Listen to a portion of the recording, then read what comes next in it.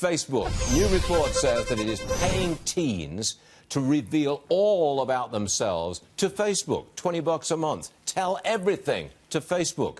Steve Hilton is with us. He's the host of The Next Revolution on the Fox News Channel. Steve, is this another episode of Big Brother attached to Facebook?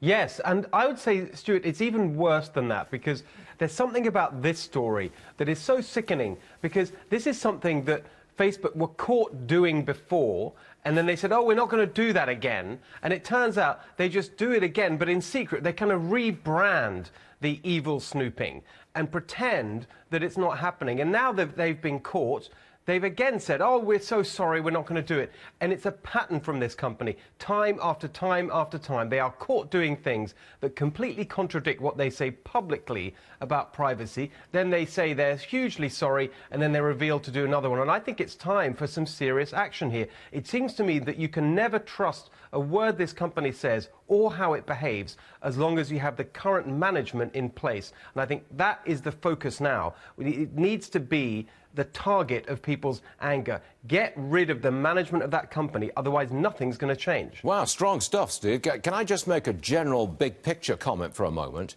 Who among us would really like to go back and see what the devil we were up to when we were teenagers?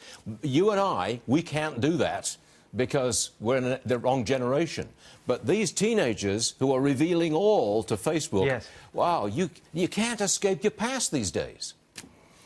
That's right, and this is, by the way, it's going to get worse. I mean, they've just announced that they're integrating the technological infrastructure behind not just Facebook, but also Instagram and WhatsApp. So the snooping and the invasion of privacy and all this stuff is just going to get easier for them to do right across the world once they've done that. This company is a real threat to society. It needs to be stopped.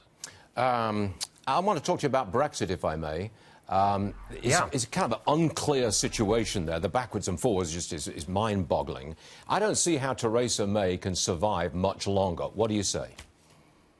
Well, funnily enough, Stuart, since we spoke yesterday, for the first time we've had some good news on Brexit. The thing we were looking out for yesterday was the votes in Parliament and whether members of Parliament, who a majority of whom are against Brexit, would manage to take back control from Theresa May so that they could block and delay and basically overturn Brexit. That didn't happen. They didn't have the votes. She remains in control of the process. So actually, it was a minor victory for her. She now says she's going to go back to the EU and try and find an answer to the thing that's been at the heart of the problem, this situation with Northern Ireland. The EU are saying they're not going to play ball, but as the clock ticks closer to that departure date of March the 29th, it actually looks like she's got some strong cards to play now. I don't know, I wouldn't count her out yet, or Brexit. That's interesting. It sounds like the tide has just gradually begun to turn, and maybe the Europeans are now a bit more on the defensive.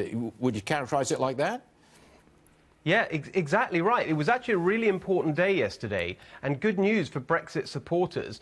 And I think that there's an analogy, I think, with what's going on here with President Trump and Pelosi and the wall, actually. Funnily enough, there were minor defeats along the way, but now it looks like, just as Pelosi is now looking like the intransigent one who won't make any kind of deal or compromise, same with the EU. And I think that actually, if they keep saying, no, we can't negotiate anymore, you can't get anything, I think they're going to look like the ones who've caused the problem. So I think that she's got a good chance of not only surviving, but doing what she wanted to do, which is to be the person who leads Britain out of the EU. Hey, look, Steve, before we move on, the title of your show on the Fox News Channel is Steve Hilton, The Next Revolution.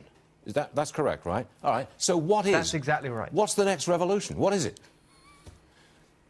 I think it's more of the people power that I think that you've seen. I think what you saw with those votes for Donald Trump and Brexit in 2016 was an expression of a desire to take back control and power from the elites for working people. But that hasn't been followed through enough in terms of actual policy. So the next revolution is the policies that really will give power back to people to control their own lives and to give them the economic security and opportunity that's been lost and basically been in the hands of the elite for too long. That's the next revolution. That's why we like you. That's why you're popular. It's not just the British accent. No, no, no, no. It's the content. All good stuff. Mr. Hilton, we'll see you again soon. And we'll definitely see you on Sunday night. Yes, sir.